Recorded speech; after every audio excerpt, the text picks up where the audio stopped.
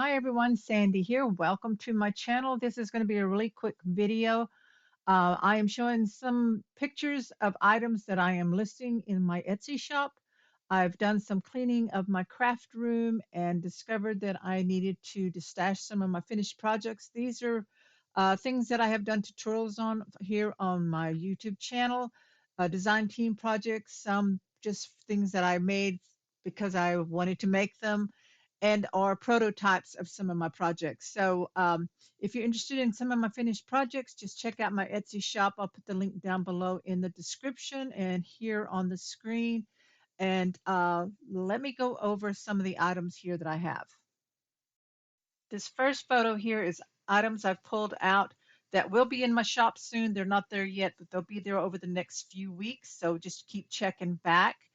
And then next up are photos of items that I have put in the shop. I have this cute little egg spring bunny rabbit mini album. I have two of these Spring Has Sprung bunny rabbit floral albums.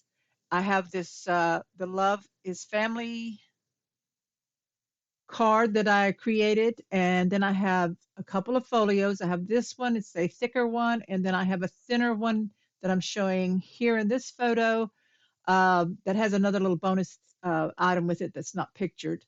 And then I have a couple of really pretty gift tags. These are the larger tags, the regular size graphic 45 tags. And then I have this guest wedding or anniversary guest book that I'm listing for sale.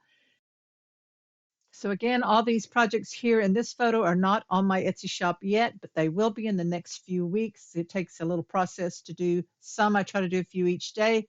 So check back often on my Etsy shop. Here's the link above that you can find it. I'll also do the link down below so that you can just click on the shop.